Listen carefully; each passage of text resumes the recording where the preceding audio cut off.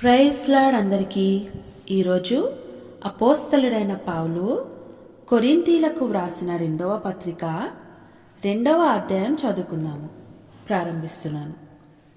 మరియు నేను దుఃఖముతో మీ యొద్దకు తిరిగి రానని నా మట్టుకు నేను నిశ్చయించుకొంటిని.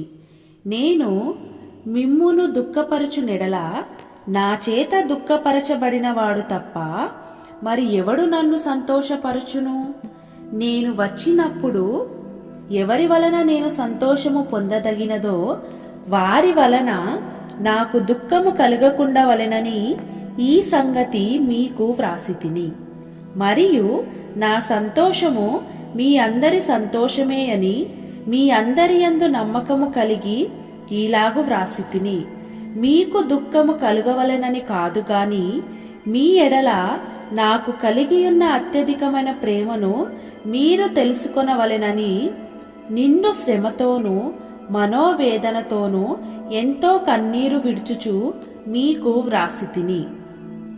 ఎవడైనను దుఃఖము కలుగజేసి ఉండిన ఎడల నాకు మాత్రము కాదు, కొంత మట్టుకు మీకందరికీ దుఃఖము కలుగజేసి ఉన్నాడు. నేను విశేష భారము వాని మీద మోపగోరక ఈ మాట చెప్పుచున్నాను. అట్టి వానికి మీలో ఎక్కువ మంది వలన కలిగిన ఈ శిక్షయే చాలును. గనుక మీరిక వానిని శిక్షింపక క్షమించి ఆదరించుట మంచిది. లేని ఎడల ఒకవేళ వాడు అత్యధికమైన దుఃఖములో మునిగిపోవును. కావున వాని ఎడల మీ ప్రేమను స్థిరపరచవలెనని మిమ్మును బతిమాలుకొనుచున్నాను.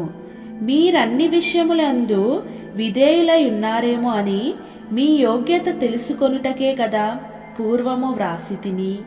మీరు దేని గూర్చి అయినను ఎవని క్షమించుచున్నారో నేనును వానిని క్షమించుచున్నాను. నేనేమైనను క్షమించి ఉంటే సాతాను మనలను మోసపరచకుండునట్లు మీ నిమిత్తము క్రీస్తు సమ్ముఖమునందు క్షమించి ఉన్నాను. సాతాను తంత్రములను మనము ఎరుగని వారము కాము.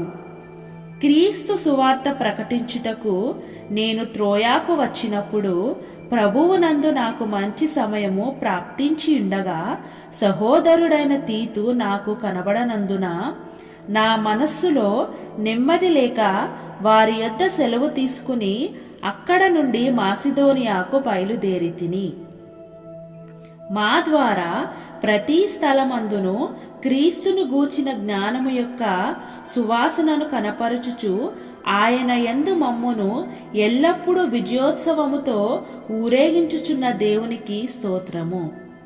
రక్షింపబడు వారి పట్లను నశించు వారి పట్లను మేము దేవునికి క్రీస్తు సువాసనయై ఉన్నాము. నశించు వారికి మరణార్థమైన మరణపు వాసనగాను, రక్షింపబడు వారికి జీవార్థమైన జీవపు వాసనగాను ఉన్నాము. కావున ఇట్టి సంగతులకు చాలినవాడెవడు?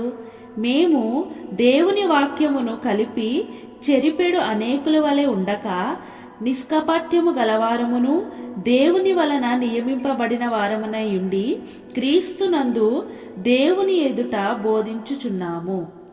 ఆమేన్. ప్రభువైన యేసుక్రీస్తు వారు ఈ వాక్యమును దీవించునుగాక.